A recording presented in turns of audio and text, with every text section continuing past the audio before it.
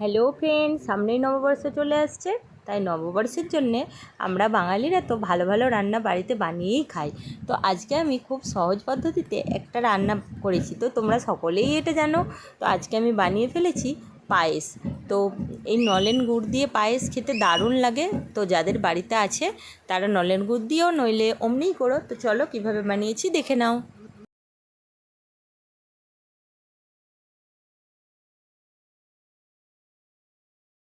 পায়েস বানানোর জন্য প্রথমে আমি এখানে নিয়ে নিয়েছি একটা পরিমাণে গোবিন্দভোগ চাল।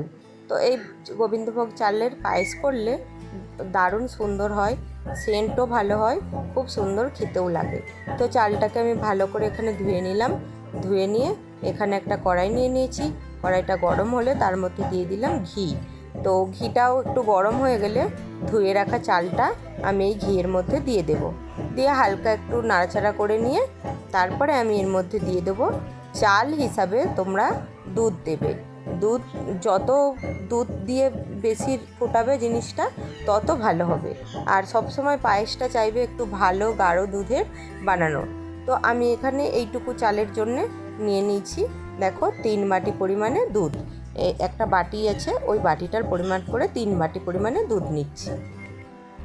দেখতেই পেলে ওই বাটিটার মাপ করে আমি 3 বাটি এখানে লিকুইড দুধ দিয়ে দিলাম। আমি এখানে নিয়েছি গরুর দুধ, তোমরা চাইলে আমুলের যে প্যাকেট দুধগুলো হয় সেটাও দিতে পারো। আর আমি এখানে দেব আমুলের যে গুঁড়ো দুধটা, ওই দুধটা আমি 2 প্যাকেটকে গরম জলের সঙ্গে গুলিয়ে নিচ্ছি। ওটা আমি রেখে দিচ্ছি, ওটা এখন দেব না, তোমরা দেখতে থাকো ওটা আমি কখন দিই। আর অবশ্যই এরকম আমুল দুধকে গুলিয়ে দিলে তার স্বাদ পায়েসে সবসময় দ্বিগুণ বেড়ে যায়। আমার তো খুবই ভালো লাগে, আমি এভাবেই করি। তো তোমাদের কাছে আমি এভাবেই শেয়ার করলাম। আর এখানে দেখো কিছু কাজু আর কিশমিশকে আমি ধুয়ে রেখে দিয়েছি। আর এই এখন আমার এই দুধ দিয়ে চালটা ফোটানো হচ্ছে। দুধের সাথে চালটা ভালো করে ফুটে দুধটাও যখন মরে আসবে আর চালটাও যখন ভালোভাবে সেদ্ধ হয়ে আসবে, দেখো এখনও সেরকমভাবে সেদ্ধ হয়নি, হয়েছে মোটামুটি একটা সেদ্ধ হয়ে গেছে। তো আরও কিছুক্ষণ আমি এটাকে ফোটাবো। তো কালারটা দেখতেই পাচ্ছ কত সুন্দর এসছে। তো এরকম দুধের মধ্যে অনেকক্ষণ ধরে ফোটাতে থাকলে অটোমেটিক কালারটা সুন্দর আসবে আর তার পায়েসের স্বাদটাও আরও ভালো আসবে।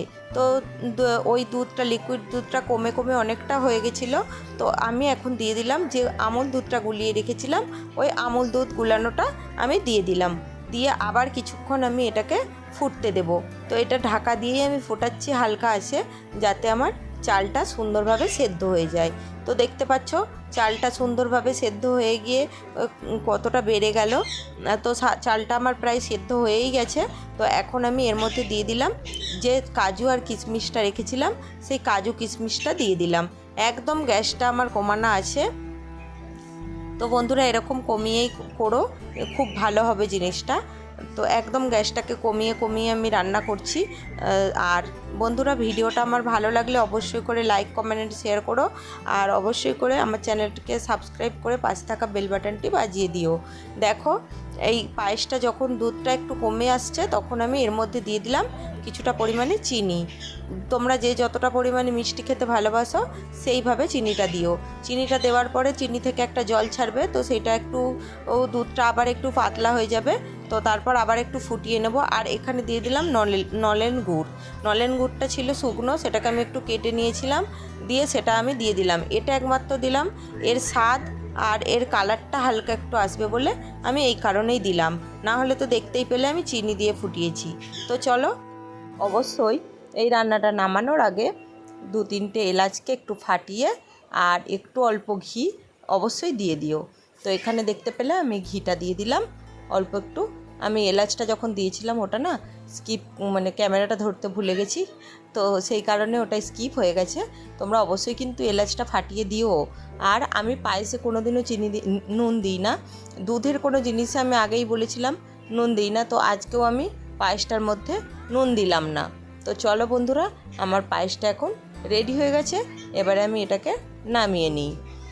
তো এবারে আমি এটাকে নামিয়ে নিচ্ছি একটা মাটির পাত্রের মধ্যে। এটা অবশ্যই তোমরা নববর্ষে এরকম একটা পায়েস বানিয়ে করে খেতে পারো। আর বাড়িতে গেস্ট এলে তাকেও দিতে পারো। তো চলো আর বেশি কথা বলবো না, এখানে আমার ভিডিও শেষ করে দিচ্ছি। আর এরকম আমি একটু সাজিয়ে দিলাম আলমন্ড দিয়ে। তো এইভাবে তোমরা একটু সাজিয়ে নিও, দেখতেও ভালো লাগবে বেশ। আমি দেখতে ভালো লাগার জন্য সাজিয়ে নিলাম। তো চলো বন্ধুরা, আবার আসবো নতুন একটা ভিডিও নিয়ে খুব তাড়াতাড়ি তোমাদের কাছে। ততক্ষণ তোমরা ভালো থেকো, সুস্থ থেকো আর সাবধানে থেকো। আর আমার ভিডিওগুলো এরকম তোমরা দেখতে থেকো। আর তোমরা না পাশে থাকলে কি করে হবে বলো।